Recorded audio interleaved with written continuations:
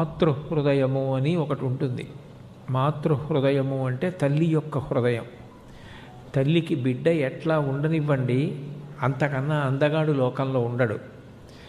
ఒకవేళ పిల్లవాడికి ముక్కు కారిపోతున్నా, వాడు ఏడిచి ఏడిచి ఏడిచి కళ్ళన్నీ వాచిపోయి ఉండి కళ్ళు పుసులు కట్టి ఉన్నా, వాడికి ఏ జ్వరమో వచ్చి వాడు అంత అందంగా లేకపోయినా, వాడు ఎంత వికారంగా ఉన్నా, అమ్మ ఆ పిల్లాన్ని ఎత్తుకుని నా బంగారు కొండ, నా బంగారు తండ్రి, వజ్రాల పోగా, వైఢూర్యాల రాశి అని పొగుడుతుంది.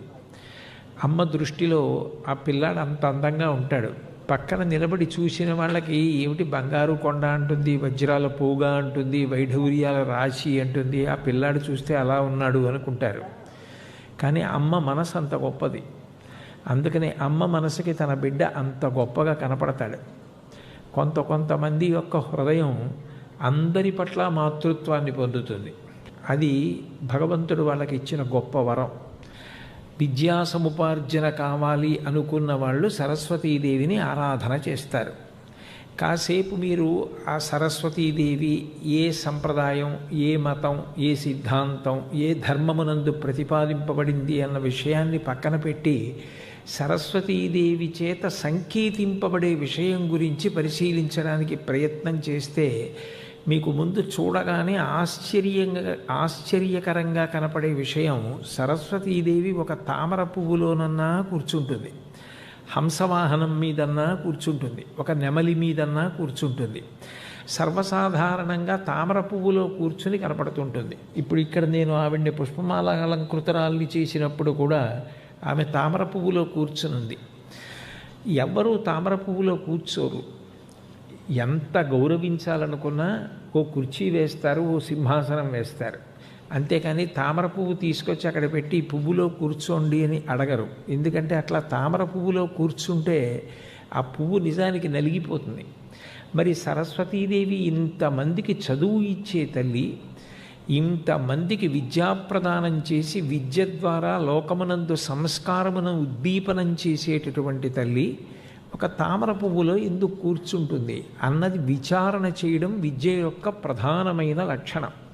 సరస్వతీదేవిని తామర పువ్వులో కూర్చోపెట్టడం ఆవిడ కోసం కాదు. ఆవిడ తామర పువ్వులో ఎందుకు కూర్చుంటుంది అన్న విషయాన్ని విద్యా సముపార్జన చేసేవాడు ప్రశ్న చేసి తెలుసుకోవాలి అని. తామర పువ్వు వికసనానికి గుర్తు. మీరు చూడండి, పువ్వు పూసింది అంటారు. నిజానికి ఒక చెట్టు మొట్టమొదట బయలుదేరినప్పుడు విత్తనంలోంచి అంకురంగా బయలుదేరుతుంది. ఓ విత్తనం చిట్లి అందులోంచి అంకురం వచ్చి ఆ అంకురము మొక్క అయి మొక్క చెట్టు అవుతుంది. చెట్టు అయిన తర్వాత దానికి పువ్వు పూస్తుంది. చెట్టుకి కూడా లేని 5 లక్షణాలు పువ్వు ఎందుంటాయి. పువ్వు మీరు చేత్తో ముట్టుకుంటే అంత సున్నితంగా ఉంటుంది. అందుకే ఏదైనా చాలా మృదువుగా ఉందనుకోండి, పువ్వులా ఎంత మృదువుగా ఉన్నాడో అంటారు. కంటితో చూసినప్పుడు పువ్వులు ఎంతో ఆనందాన్ని ఇస్తాయి. కొన్ని తెల్లగా ఉంటాయి, కొన్ని పచ్చగా ఉంటాయి, కొన్ని ఎర్రగా ఉంటాయి.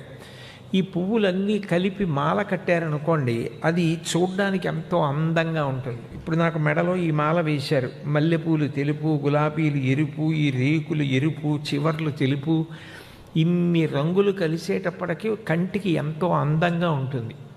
పువ్వు రంగురంగులలో ఉండి కంటికి అందాన్ని ఇస్తుంది, అంటే కంటికి సంతోషాన్ని ఇస్తుంది. ముట్టుకున్నప్పుడు చర్మానికి సంతోషాన్ని ఇస్తుంది, సున్నితంగా ఉంటుంది కాబట్టి. ముక్కు దగ్గర పెట్టుకున్నారనుకోండి, మంచి సువాసననిచ్చి ముక్కుకి ఆనందాన్ని ఇస్తుంది. మీరు దాంట్లో ఉన్న తేనె తీసుకుని ఒక చుక్క నోట్లో వేసుకున్నారనుకోండి, అంత మధురమైనది లోకంలో ఇంకేం ఉండదు. అంత తీయటి తేనె పువ్వు యందు ఉంటుంది. పువ్వుకి శబ్దం ఉంది. ఎందుకనంటే పువ్వు కోసమే భ్రమరములన్నీ జంకారం చేస్తాయి. భ్రమర జంకారము, భ్రమర గీత అంటారు. భాగవతంలో భ్రమర గీతము అని ఒక అద్భుతమైనటువంటి విషయం ఉంది. భ్రమరము అంటే తుమ్మెద పాట పాడుతుంది. ఆ తుమ్మెద పాట అంతా దేని కొరకు అంటే పువ్వు కొరకు. పువ్వు దగ్గరికి వచ్చి పువ్వు మీద వాలి తేనె తాగేటప్పుడు ఇక భ్రమరము జంకారము చెయ్యదు. కేవలము తేనె తాగేటప్పుడు నిశ్శబ్దంగా ఉంటుంది. తేనె తాగడానికి వస్తున్నంతసేపు మాత్రం ఝంకారం చేస్తుంది. కాబట్టి పువ్వుల కొరకు తుమ్మెదలు ఝంకారం చేస్తాయి కాబట్టి పువ్వులకు శబ్దములు కూడా ఉన్నాయి. మనం జ్ఞానమును పొందాలి అంటే ఈ 5 ఇంద్రియముల ద్వారానే జ్ఞానమును పొందుతాం. కంటి చేత చూసి తెలుసుకుంటాం. చూడగానే ఇది చెట్టు, ఇది పువ్వు, ఇది ఆకు, ఇది ఫలానా వ్యక్తి అని తెలుసుకుంటాం. ముక్కు చేత వాసన తెలుసుకుంటాం. చెవి చేత శబ్దములు వింటాం. విని ఆ శబ్దము ద్వారా జ్ఞానమును పొందుతాం. నాలుక చేత రుచి తెలుసుకొని జ్ఞానమును పొందుతాం. స్పర్శ చర్మము చేత ముట్టుకుని ఇది మెత్తగా ఉంది, ఇది గట్టిగా ఉంది అని తెలుసుకుంటాం. ఈ 5 ఇంద్రియముల ద్వారానే సమస్త జ్ఞానమును పొందుతాడు. ఈ 5 ఇంద్రియములకు సంబంధించినటువంటి సుఖము అంటే కంటితో చూసినప్పుడు సంతోషించడానికి వీలైన రంగులు, ముట్టుకున్నప్పుడు ఉండవలసిన సున్నితత్వం, నాలుక మీద వేసుకున్నప్పుడు ఉండవలసిన మాధుర్యము తేనె చేత, ముక్కు దిగిరి పెట్టుకున్నప్పుడు సువాసన గుబాళించడం, భ్రమరముల యొక్క ఝంకారము ఉన్న కారణం చేత చెవులకు ఎంతో వీణుల విందుగా సంగీతాన్ని వినిపించడం. ఈ 5 కూడా దేనికి ఉన్నాయి అంటే ఒక్క పువ్వుకి మాత్రమే ఉన్నాయి. ఆ పువ్వు అకస్మాత్తుగా పుట్టదు. ముందు పువ్వు పుట్టడం అన్న మాట ఉండదు. మొట్టమొదట విత్తనంలోంచి మొక్క వస్తుంది, మొక్క చెట్టు అవుతుంది, చెట్టుకి పువ్వు పూస్తుంది, పువ్వు పిందె అవుతుంది, పిందె కాయ అవుతుంది, కాయ పండిపోతుంది. ఏ చెట్టు కాయ అయినా పండిపోయిన తర్వాత మెత్తగా అయిపోతుంది. అయిపోయి లోపల ఉన్నటువంటి రసం అంతా చిన్న కన్నం పడితే తాగటానికి వీలుగా ద్రవంగా మారిపోతుంది. పువ్వు దగ్గర నుంచి చెట్టుని పట్టుకుని ఉన్నది పండైపోయిన తర్వాత చెట్టుని వదిలిపెట్టేస్తుంది తనంత తాను. ఆయన పండిపోయాడండి అంటారు.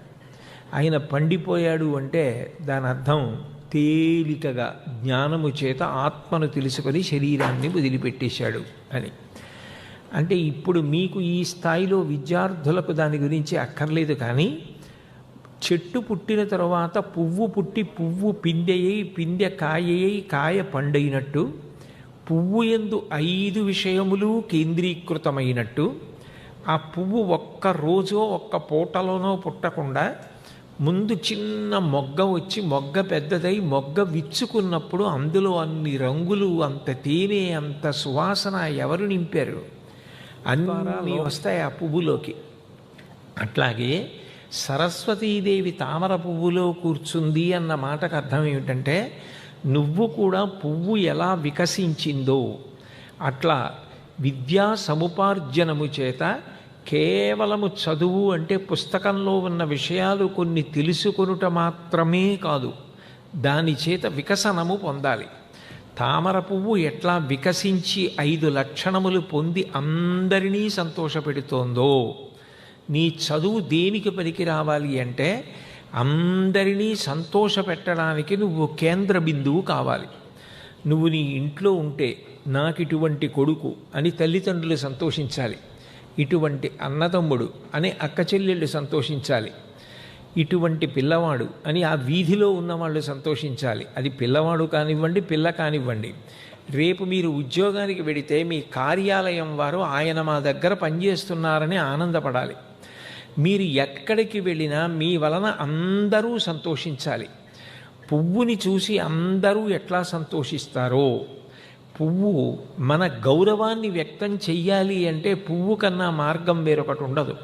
వేరొకరిని గౌరవించాలి అంటే పూల దండ వేస్తారు. భగవంతుణ్ణి ఆరాధించాలి అంటే 4 పువ్వులు పట్టుకెళ్ళి ఆయన పాదాల మీద వేస్తాం. మన గౌరవం వ్యక్తం చెయ్యాలి అంటే పువ్వునే సాధనంగా వాడుకుంటాం. ఆ పువ్వు తన చుట్టూ పరిమళాల్ని వెదజల్లినప్పుడు ఎవరు పీలుస్తున్నారని కానీ ఎవరు పీల్చలేదని కానీ వీళ్ళు అర్హులా అని కానీ వీళ్ళు అనర్హులా అని కానీ పువ్వు ఆలోచించదు. సౌరభాన్ని వెదజల్లడమే పువ్వు యొక్క లక్షణం. అట్లా నువ్వు కూడా నీకు ఉన్నటువంటి విద్య చేత సంస్కారమును పొంది ఆ సంస్కారం కారణంగా సమాజానికి అంతటికీ కూడా గొప్ప శాంతినిచ్చేవాడివి కావాలి. నువ్వు ఉన్నావని 10 మంది భరోసా పొందాలి. ఆయన ఉన్నాడు మాకేమిటి అని సంతోషాన్ని పొందగలగాలి. అట్లా మనిషి సంస్కారమును పొందితే పువ్వు ఎట్లా వికసనం పొందిందో అట్లా నువ్వు కూడా వికసనం పొందావని గుర్తు. ఆవిడ తామర పువ్వులో కూర్చుంటుంది అన్న మాటకు అర్థం ఏమిటంటే, ఆవిడ సరస్వతీదేవి నీ యందు పూర్ణానుగ్రహాన్ని వర్షించింది అనడానికి గుర్తు. నువ్వు కూడా అటువంటి వికసనాన్ని పొంది సంస్కారమును పొందాలి.